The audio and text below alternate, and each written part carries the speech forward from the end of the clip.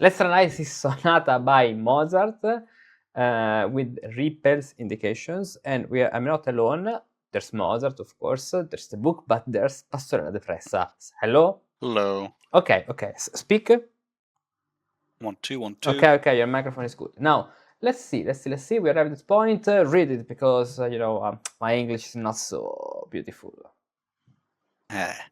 Considering example 739 from the perspective of Riepel's theory reveals that about 54% of its metrical units are contained within coma or cadence-defined segments.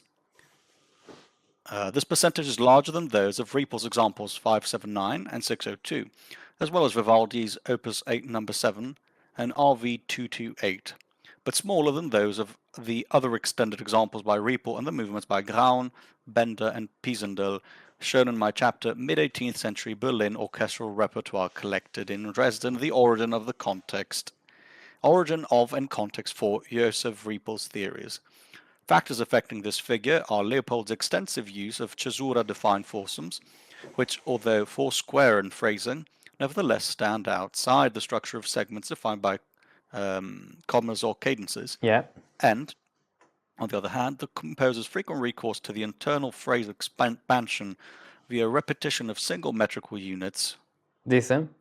Varied through pitch alteration. This other hand. Okay, go on. Which contributes to the discursive diastematic character of the music, here achieved without the use of sequences. Such a balance between conceptually opposing factors is typical of mid-18th century music, although the particular balance and the means of creating it are, as is often the case, ad hoc and not standardized. But it's interesting the metaphor, because in English you say in one hand and in the other hand, because like when you're speaking you hold the topic, okay? In Italian you say, let's say, d'altro canto, so another chant, like if there are two choirs making a dialogue. Interesting. Like the famous church San Petronio in Bologna. Yeah, the alternati, un canto, a chant, and d'altro canto, so the controcanto, all these relationships. Wolfgang's habits of composition that I would hypothetically associate with training, possibly influenced by his father's ownership of Riepel's treatise, seem to have remained with Wolfgang throughout his career as a composer. While it is certainly true that some constructions not easily associated with Riepel's theory became important to his later style, I am thinking, for example, of the 4+4 plus 4+4 antecedent consequent antecedent and consequent construction. But where do you study English? Come on. Your English is not good for educational purpose. Go on. I try. The material pattern XYXZ and comma pattern and comma 5-1, whether four-square or asymmetrical due to expansion. Many of his relatively mature works still fit easily into Riepel's theoretical matrix. The first movement of Wolfgang's first solo keyboard sonata, K279, will illustrate my point. Yeah, okay. I would also add that the 4+4 plus 4+4 is something that is typical for the minuet too, but for the for many other dances. So Riepel, okay, but many composition follows these things even before Riepel. I mean, US in the 17th century. Riepel is in the 18th one. When considered from the perspective of Riepel's theory, the percentage of metrical units, mostly half measures, that are contained within comma-defined phrases. Comma-defined phrases, foursomes, whether expanded or not, is about 51%. The same found as in our selection. I don't know about you, but I really hate when there are this percentage analysis because there are some books, even let's say articles, papers, other things, where they use these percentages to find something that I don't know. I find it useless to have. I don't know. It's my feeling. It's strange. I don't see anything like this in any 18th century, 16th century, 17th century book, this percentage. I mean, the thing with percentages is that, you know, in this case, it's, I mean, I honestly find his commentary here, the author's commentary here, to be very tedious and very long-winded. I mean, get to the point, please. I mean, okay, 51%. Yeah, you can apply Riepel's theory to 51, I mean, at 51%. Okay, so just tell us, you know, what the similarities are. But yeah, I agree. Sometimes I think it's music, right? If you want to do a calculation of how often you have cesuras in music, I don't know, maybe, but that's not really the point here. Okay. Let's continue. And you know, Yeah, the same as found in our selection from his father's sonata, and a remarkably low figure for a composer born as late as 1756. Unusual factors affecting this calculation are, on the one side, the very long monte and fonte passages near the beginning of the second half of the movement, and the extended use of cesura-defined foursomes, but on the other side, the substantial insertions within the comma-defined phrases contained in bars 24, 31, and 81, 92. And this movement, as in Riepel's example, the initial metrical unit precedes the beginning of the first comma-defined foursome, and for it I have again retained Badet's term leader, Vorspann. Okay, here, I mean, let's go straight to the point. I would agree. Let's just look at the... In a display musical width, Mozart employs figures, the same figures. Oh, but okay, now this seems to be important, this paragraph, because it's analyzing music. Yeah, okay. Finally, in a display of musical wit, young Mozart employs the same figure in bars 3 and 60 as an animation of the concluding metrical unit of comma-defined foursomes. Oh, so in bar 3 and 60, let's put a color. Bar 3 here, scene, and 60.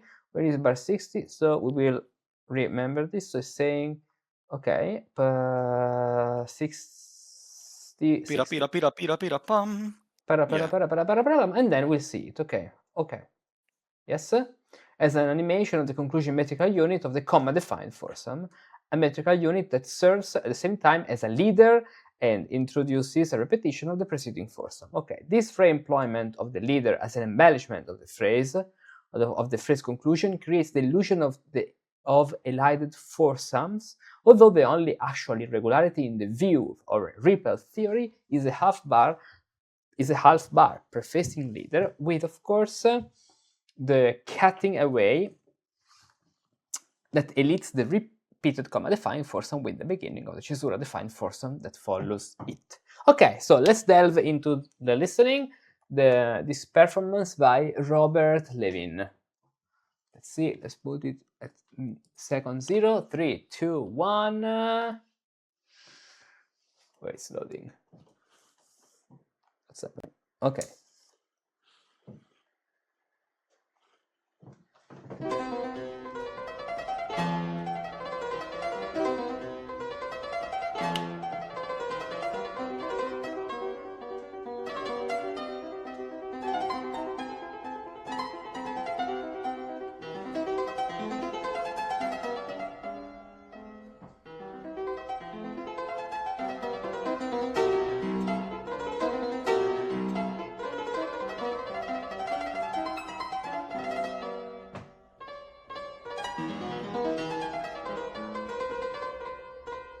Fonte.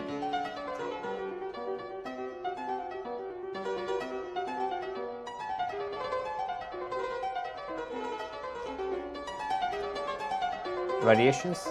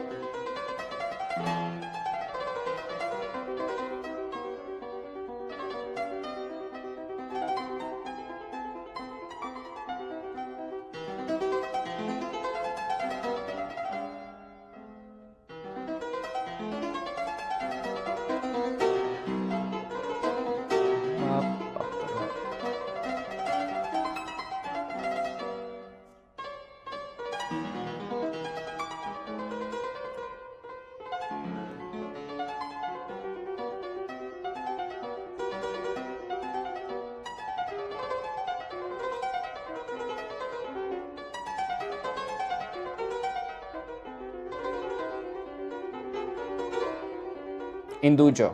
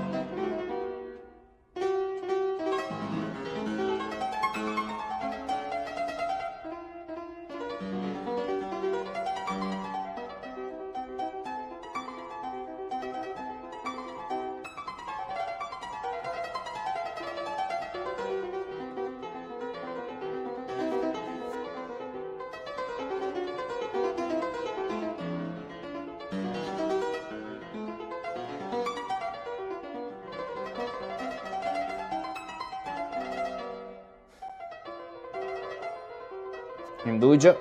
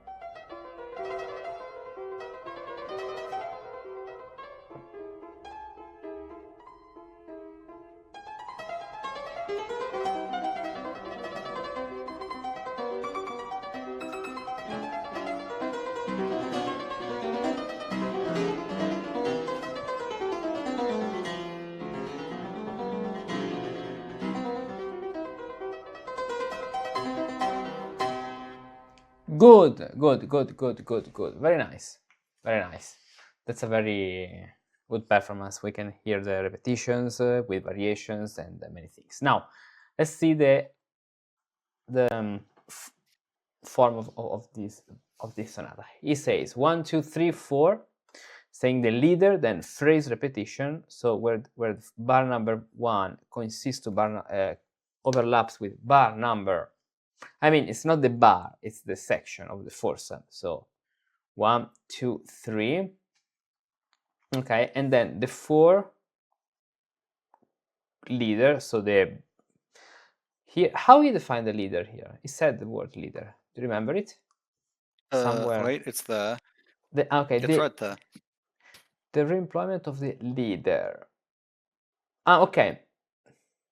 The leader. Okay. So the fact that there is a chord very common in this style at the beginning of the bar, and so music actually starts in the second half of the bar.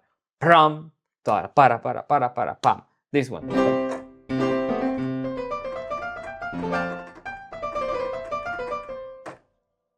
Then, so because the phrase starts here and finishes here. 1, 2, 3, and 4. Then 1, 2, 3, and 4. Repetition. Cesura define forza. Now, cesura define forza because at the end there are 2 forza, 4 bars.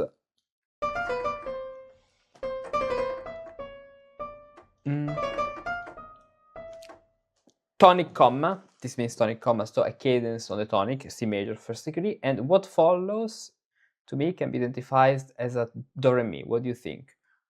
Do re mi. At the end it is, huh? Yeah.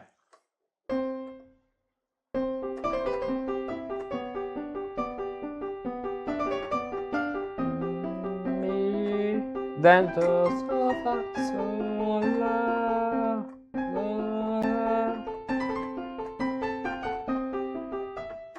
la sol do re mi sol la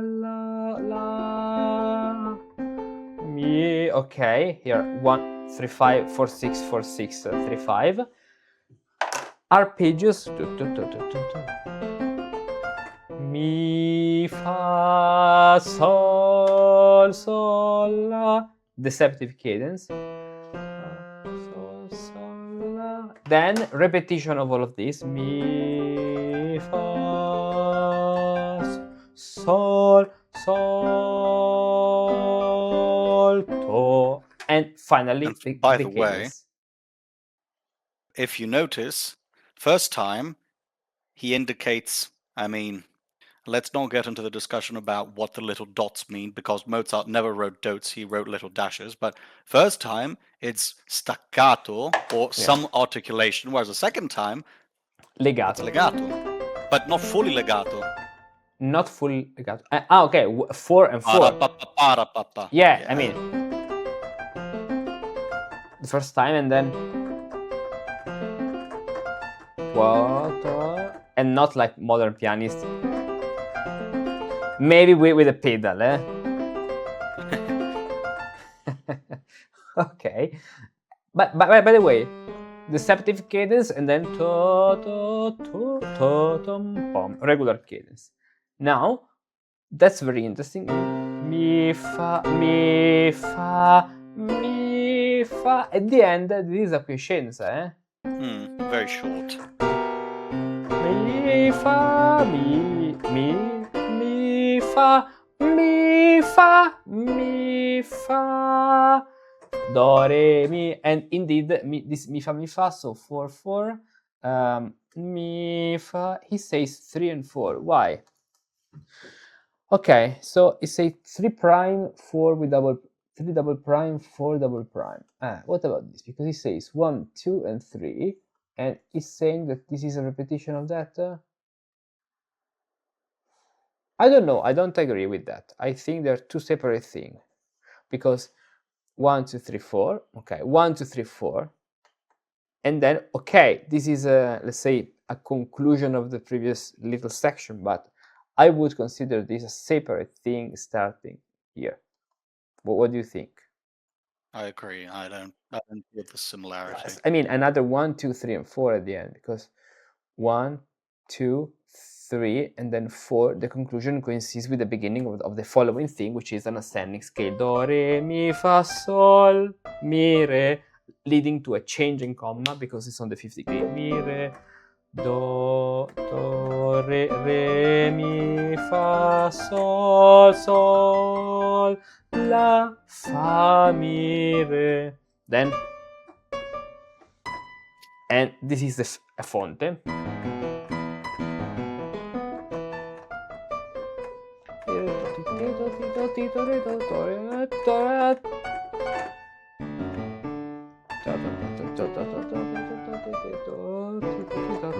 clear fonte, because A minor, G major, where we have at the end 1, 2, 3, and 4. Then cut, repetition, close in common. What does it mean? Cut. Okay. So instead of instead of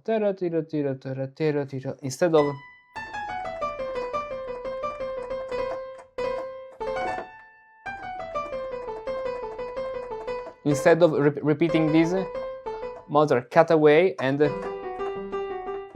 this, let's say, emotion in 16th starts now in the left hand with something new.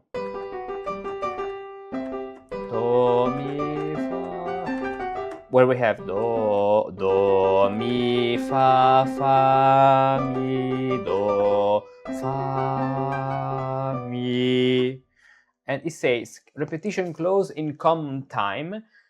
Repetition close in common time, varied by pitch alteration. Pitch alteration. What should be the pitch alteration? Probably in the left hand, because at the end, pitch alteration, because we have probably this varied with pitch alteration. The second time there are 4 notes instead of 2 here. What pattern is the following one? Tell me.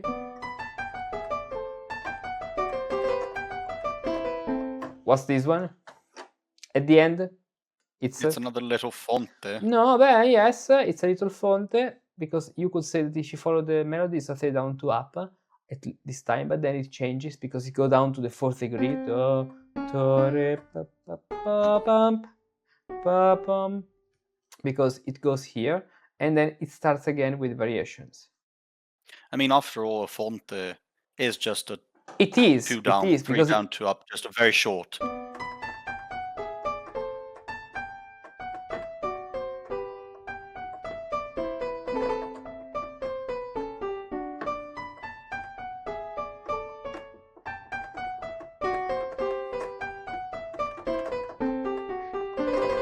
And this is the famous Indugio 5/6. Do you remember it? The Indugio 5/6. Ta ta ta. Indugio 5/6, because there's a note here starting with a 6/5 harmony. At the end, this is a 6/5 harmony because we have the 6 in the melody, and the 5th here in the middle, G, and moving in parallel 6th in that case. But is it correct? Yes?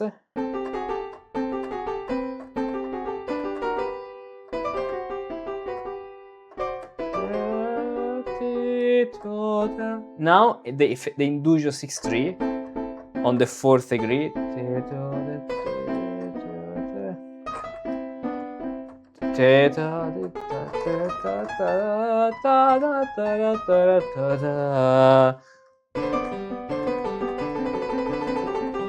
And then the cadence, the 5th degree, because here the cadence happens.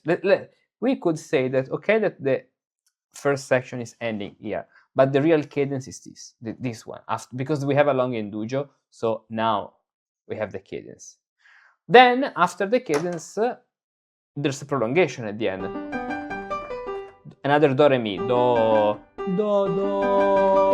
re, mi, la,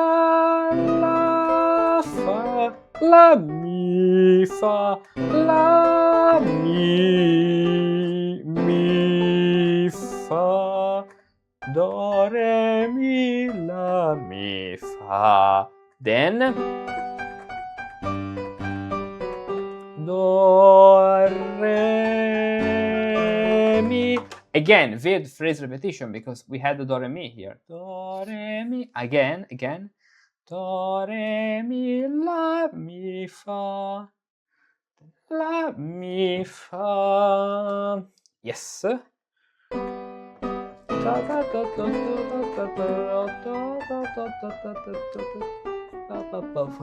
Mi, fa, mi.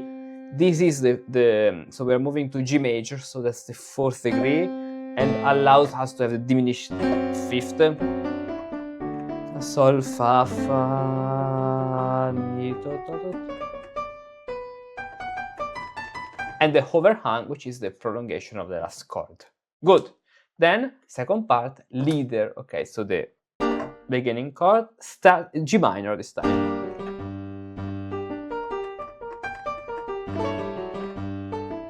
He says insertion of a fonte alla breve. Probably the reason why he say fonte alla breve is because here the harmonic rhythm is moving not on the quarter notes but on the minimas, on half notes. That's why, as you can see. Or actually, no. It's moving with, it's changing every bar. Actually, it's even longer. So that's why. And what's happening in the bass? So if I ask you, what's the pattern we have in these bars? I'll play it one time.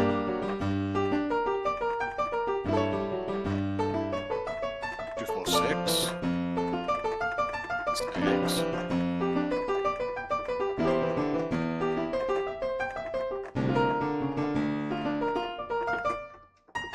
So what happened up to this point? I'm not really sure. Okay, I would say let's try basso continuo maybe. Yeah, see. but 3 5 followed by 2 4 6. Then Yes. it's a tied bass. 3 6, 2 4 6, 3 6. So it's a fonte with a tied bass. Okay, fonte with a tied bass, and then Neapolitan 6. Neapolitan 6 leading to the 5th degree. At the end, nothing so far from Bach, because even Bach would have employed this in a different way, with different melodies, in a more contrapuntal way, but the language is the same. It's the first thing his first sonata. Okay. Then. Yeah, but that's why. Yeah. Okay. Now another fonte in common time, because this time the harmony. It's changing fast. So okay.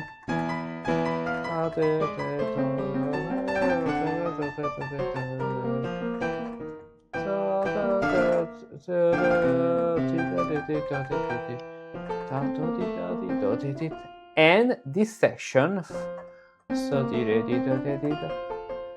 says Monte now, so there's a connection. Re, mi, fa. Now, where is this coming from? This should be considered the second theme, no? Isn't it? No? Or is something new? Have we heard this we have before? heard it before, yeah. Where? Uh, Dun, dun, dun, dun, dun. Do you know it? I don't see it. Dun, dun, pam, papa. Dentro queste fonte.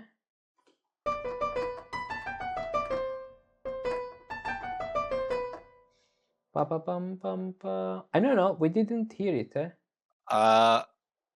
Go a bit up, just a sec. The previous page. At the very end. No, the very end of the previous. No. The very end of the previous page is.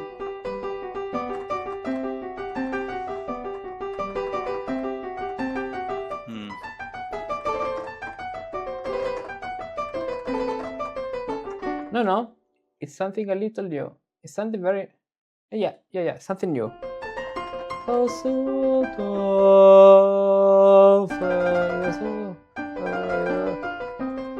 And what's this? Fa, mi, re, do. What's this? Pattern? Prinner, should be. Prinner, yes.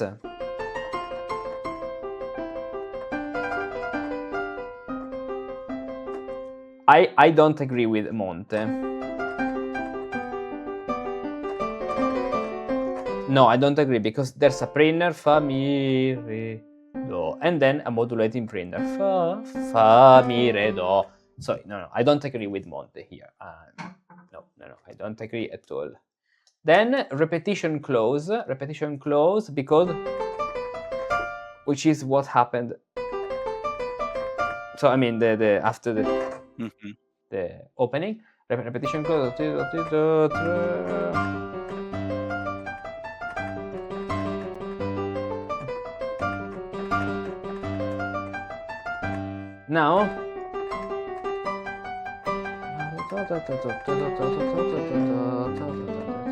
Now because this is the end, let's say, of the so-called elaboration. How's it called? Elaboration in the sonata form. I think so. Development. The development. Yes.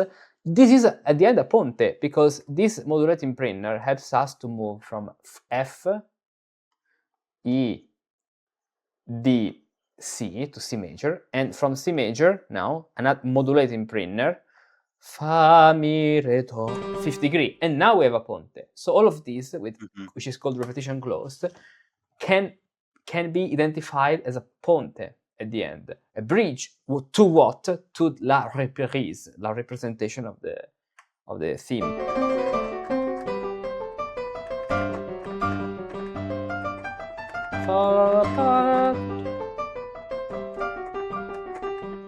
No, it's different.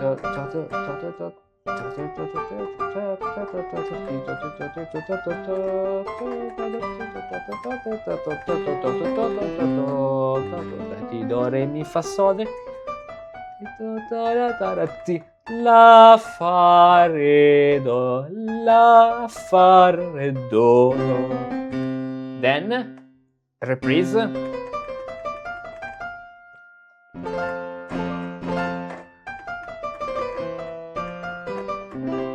Reprise, and this is like at the beginning. It doesn't seem so different. No, it's the same thing. But now something different arrives, because before we didn't have now the B flat. Before, at the beginning, we had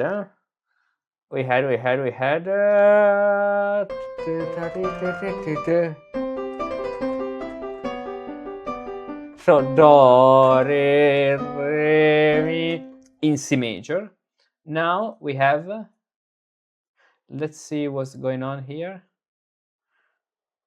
We had do, we had do, re, mi in major. Now sol, fa, mi, so it becomes a 2-4-6. 2-4-6. Sol, fa, sol, la, fa, do, mi, fa, sol, la.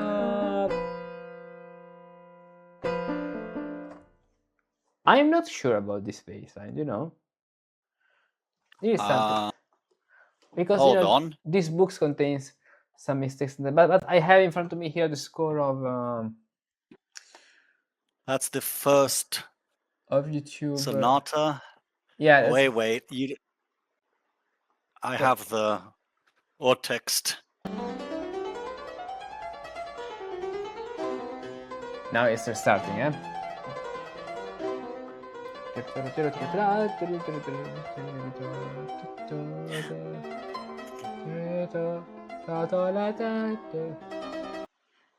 No. Yes. I tell you, it's an A flat. It's an A flat. It's not a B flat. It's an A flat. Indeed, the diminished 7th chord now makes sense. Now makes sense. But porca puttana, this is an E flat. Vacca boia. Who copied this? Come on.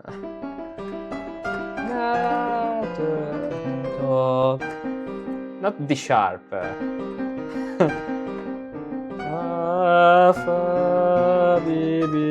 Here, fa, sol, la, fa, mi, fa, sol, fa, do, la, ta.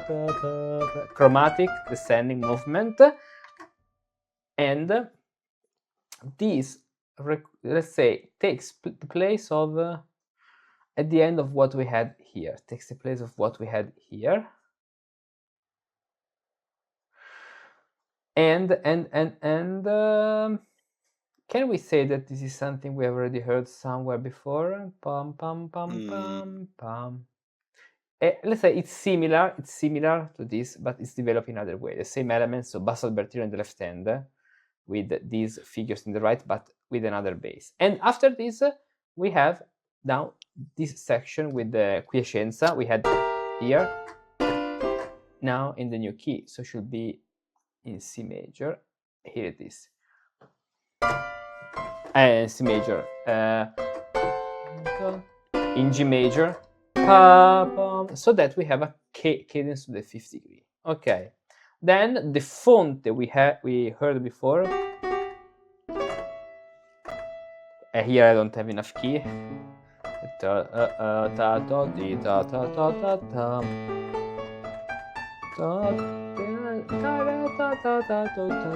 fa mi fa so fa mi fa fa fa. Then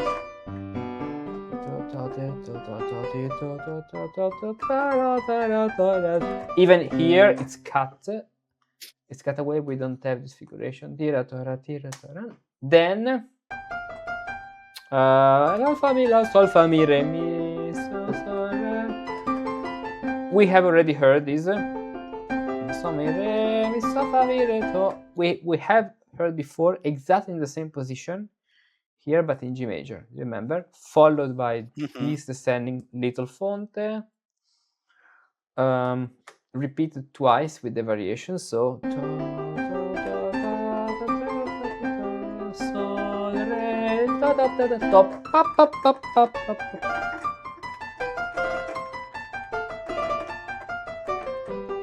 Then weird repeat of the previous clause. So re mi so fa mi re do sol mi re mi so fa mi re do mi fa.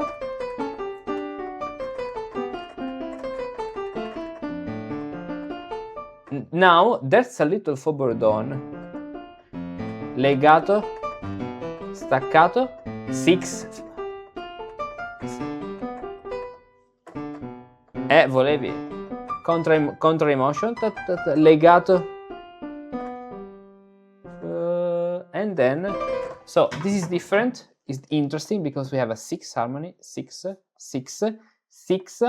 Here becomes a 6 5. Then the do re mi we have already met appears again. Do re mi fa sol la mi re. Indugio. Now the indugio instead of being on C, it's on F because we're going to prepare the final cadence to C major. So indugio again, insertion of the weird repetition clause that was expected in bar 82. It says 82, 81, 82 because actually it's inserting this probably. If we go before in the previous section, where's the indugio? So we have where is indugio? Where is the indugio? Here. So we have this section. Okay. So and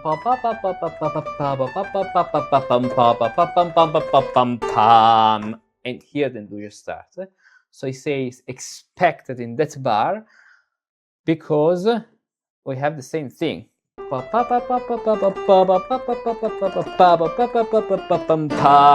But instead of starting the indugio here, Mozart does the faux-bourdon 6 6, and then mi fa sol la mi re sol fa mi re, and now the indugio re. And we have already heard this section. Do you remember where? To understand what he's doing. It is something maybe we had at the very beginning. Oh, here it is. We had it after the quiescenza. Here it is, this one. Now, do, re, mi. Indugio, D minor.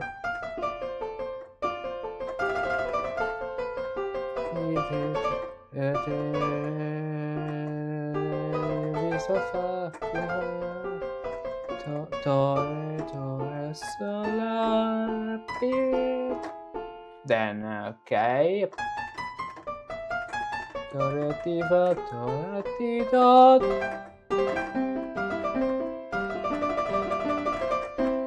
And do, re, mi, like before. Mi, but in C major. So, fa, fa, do, ti, do. Repetition down. Do, ti, do. I'm not so. Do, ti, do, ti. Yes, makes sense. Do, re, mi. Do, do, ti, do, ti.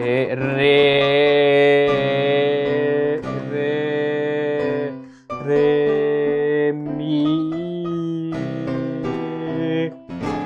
La, fa, fa,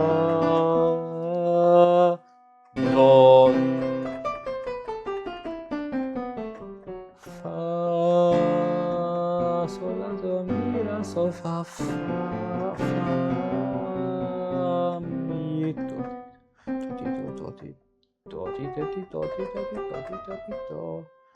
And now repeat it 2 times actually, because 1, 2, 3, 4, and then up to the high C.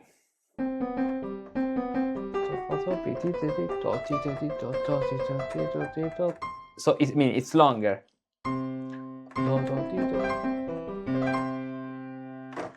Nice. It's another thing to analyze this way then with the functional harmonies. Doesn't make sense, but actually it's continuing because there's something to say about this section. What's written? Read it. But perhaps the most remarkable feature of example 740, when viewed from the perspective of Riepel's theory, is the insertion of one complete comma-defined foursome inside another. This happens in bars 81 and 92 of the recapitulation. The theoretical background to this observation is found in Riepel's example 149, which illustrates the separation of the two halves of a foursome by the insertion of another foursome between them. In order to understand example 740 that way, we must begin with the parallel phrase in the exposition bars 2430 and its predecessor 2224. The predecessor is a regular foursome defined by its changing comma. Each of its metrical units consists of a descending scalewise anacrusis, leading to concluding downbeat. The varied repeat of this phrase is, however, interrupted after the concluding downbeat of metrical unit 3', which is elided with the first beat of the inserter repetition clause. If the foursome had instead been completed as its predecessor was, the result would have appeared approximately as example 741.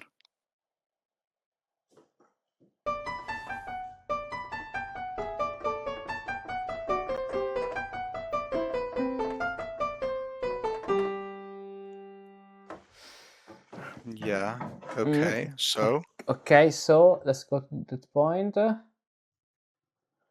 Because it's talking about this. No, it said bar number in measure 24. So hypothetical uninterrupted conclusion of the foursome. Measure 24. 1, 2, 3, and 4. So the interrupted version should be this one. Why?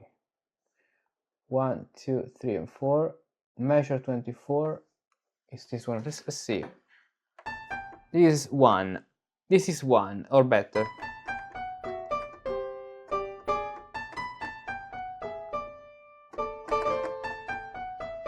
2, 3.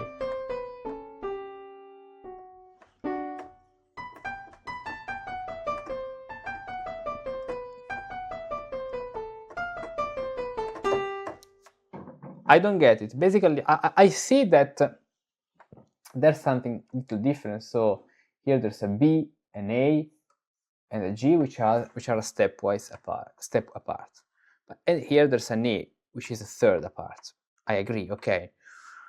But I don't see the foursome with the insertion of something else.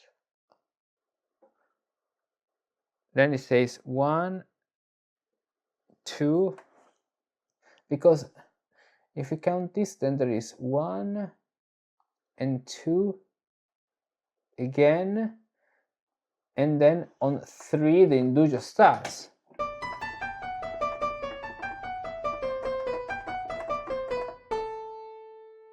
Indeed. So the new repetition is only up to number 3. So here should be number 3. And then there's a big indugio starting 3, which 1, 2, 1, 2, 1, 2, 3. So at least we could say that we have another 1, 2, because re, mi, fa, 1, 2, 1, 2, 3, 3, then 1, 3, and 1, 2, 3, 1, 2, 3, 1, 2, 1, 2, 1, 2, 3, then should be 4, 4, because something new is starting here, 4, and what then? 3, 3, 3, 3, so this seems an expansion of the 3, then 4, because, or maybe, okay, maybe we can consider this like 1, but then where is the 2? 1, 2, okay, this section is repeated, 1, 2, 1, 2, 2, but then we need a 3 and a 4. I don't know. I see that. I don't know. I don't agree with what's saying here, actually. Yeah, I don't see the insertion within a first he's talking about. I don't see what the point is. Me too. In this observation. But by the way, let's say, however, Mozart interrupts this phrase by inserting a veiled repetition. Prepare yourself. Which has the effect of prolonging the predominant harmony of alien language. I honestly don't know what that means. Wait on. Which has the effect of prolonging the predominant... Wait, this is the dominant. But I mean 6... the indugio, which means the 4th degree with the 6th harmony before. And of course, I mean, an indugio is arriving. Sorry, I'm sorry. How does 2, 6/5 mean? Because what does that mean? Because if you think about this functional harmony, we are now in G major. So what's the 2nd degree of G major? A, exactly. And we build our A minor chord. Okay. 1, 2, 3, and on A minor chord. Then the 5th degree is D major, right? So we build our D major chord. This is conceived as 2 because it's minor and 5 because it's major, okay? Then if we use the 2, 6, it means that we have the first inversion of this. So this followed by this, you see? Because with functional harmony, you don't indicate the actual bass, the note you have in the bass, but it's function. So this chord with the 2 and the 6, because it has the 6, is an inversion of the 2nd degree. That's why. Just learn basso continuo. Yeah. You have to do 300 calculation for nothing. I mean, it seems so alien to me. Yeah, to me too. When the phrase is finally concluded, its 3rd metrical unit is prolonged by a shift to alla breve. So, okay, when the phrase basically is saying that the insertion is 25, 29, so there is an insertion up to 29, which should be the conclusion of the conclusion of the indugio. So basically, it's saying all that just to say we have an indugio. No. I don't agree with this. I mean, Mozart is doing that because. Why is doing that? Because there is a tam, tan, tan, pam, pam. If you want to continue, but tan, tan, tan, tan, tan, tam, ta. Okay. I mean, okay. I can understand. I can't. Please explain. Because at the end, look, la, sol, do, re, he's saying that at this point, the simple phrase could pass directly to the final cadence. But before, Mozart introduces a very repetition in order to put in what we call now indulger.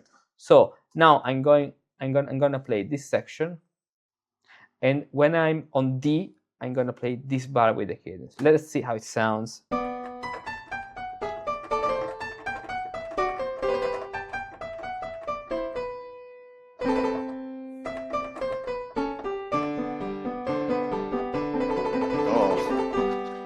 Yeah, I agree, but I mean, but the phrase makes sense, okay? Makes sense, yes, at least. I rise to the conclusion.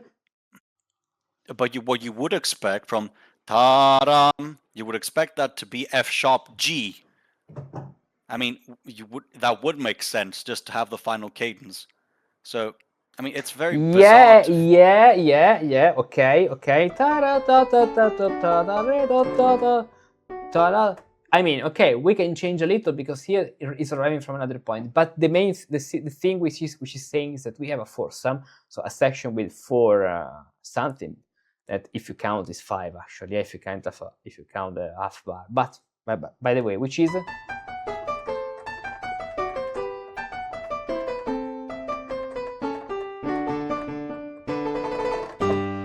which makes sense, and in the middle between these two sections, what's happening? The repetition.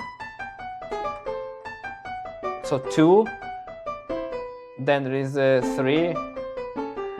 The repetition with variation, and now the indulger.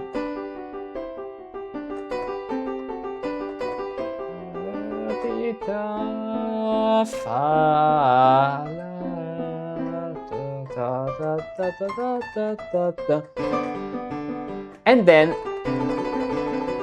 the phrase started here, the foursome started here, he's concluded. This is what he's saying, probably. I mean, no, wait a moment. Yes, because I'm counting that, but probably in a little wrong way, because it's saying 1, 2, 3, 4, true. Then here the repetition starts on true, 1, 2, and then the 3 or 4 which conclude it should be here. I don't know. I mean,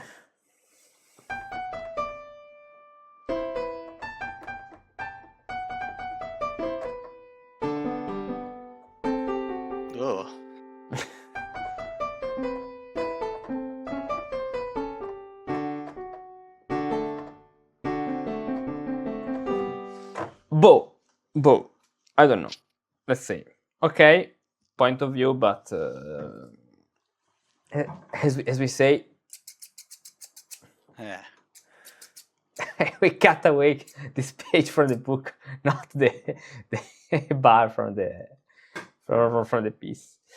This creates room for the 1/5 harmony. What's that? IV harmony. IV harmony. It's a kind of harmony, IV harmony that transforms a potential comma into an actual cadence and delays the conclusion, indulgio, the function of the indulgence of the phrase, until the downbeat of bar 31. I'm saying you don't say. That's the whole point of the indulgio. You don't say? Non mi dire. That's the Italian equivalent. Okay. You don't say. Turning then to the recapitulation of this phrase in bars 81 and 82, we see that the repetition clause that had interrupted the phrase after the third metrical unit exposition is itself preceded by a veiled repetition clause and an entire changing command defined foursome. So something similar is happening in bar 81. So let's see bar 81. Because we have bar 81. Where is 81? Okay. Basically, it's saying now we don't have the repetition with variation like before. So could make sense this thing actually.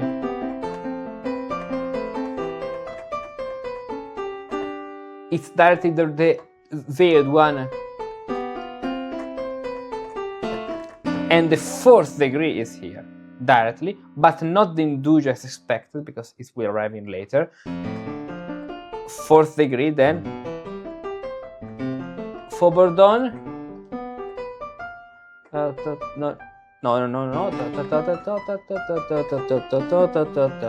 then the Do Re Mi, Do Re Mi Fa Sol La Fa Mi Re, changing comma, and then finally let's say there's another insertion because we could say that this can go here, and then makes sense this because if I play from the last but bar, here you end on the 4th degree.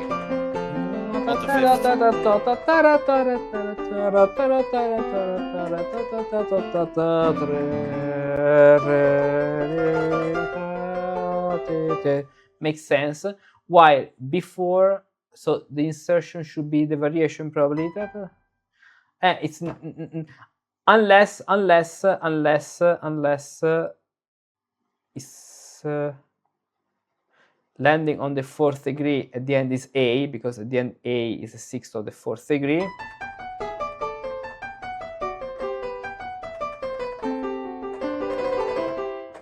Yes, it would work like this, but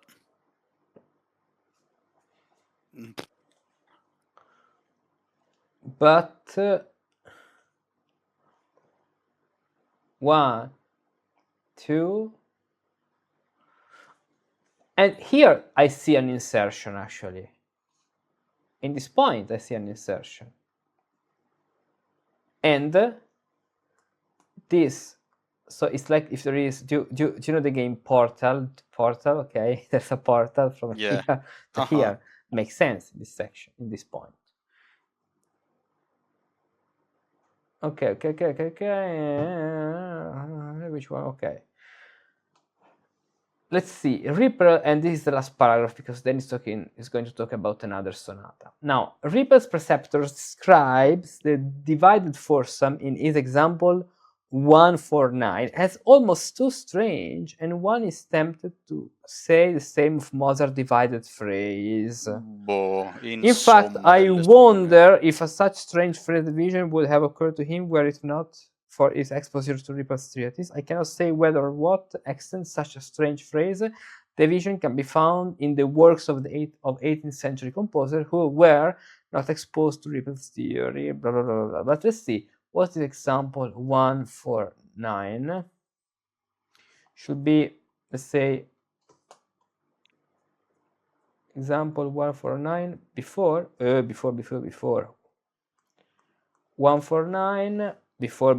before after, so 149 141 7 8 9. So this is but I don't see which is. Okay, let's see. 1 2 3 1 2 3 1 2 3 1 pam pam pam pam pam pam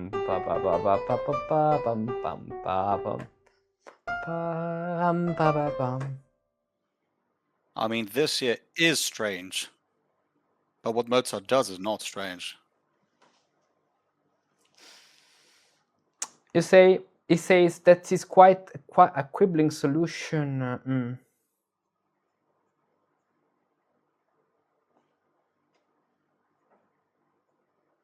Okay. Well, what to say? But any interpretation can be taken into consideration. I'll say. The important thing is that at the end, what you write sounds good. I mean, there's an aspect of practicing and experience, which at the end, if it's something is convincing, you'll hear it. You'll hear it. Besides all these theories, you'll hear it. You'll perceive it naturally. I mean, that's why any modern, I would say, d'avanguardia piece, contemporary avant-garde music can be perfect, can be complex, can be very well designed, but at the end it sucks. I mean, the sound is it sucks, the sound. So it is not worth. Okay, and next time we'll analyze this sonata, the violin sonata 303. Do you know this? Mm-hmm. Top. pam, sol, la, fa, mi, tom, to, fa, fa, la, di, so. Okay, but next time. How did a musicus of the 17th or 18th century learn to compose music? Well, there were many methods, schools and techniques, but one was used by everyone. Partimenti, a figured or unfigured bass line from which you had to compose all the other voices at the keyboard. This method is by far the most effective because it is based on active learning, composing through playing at the keyboard or on a polyphonic instruments like the harp, guitar or the lute.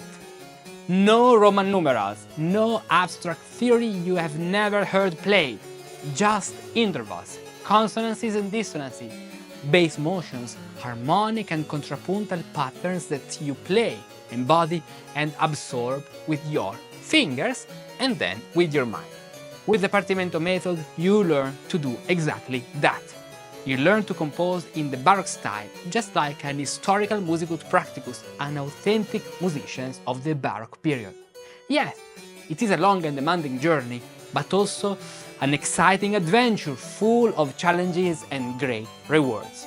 The Partimento method is the second major level of the Musicus Practicus Baroque path, divided into 12 big levels, chapters, each dedicated to a specific topic.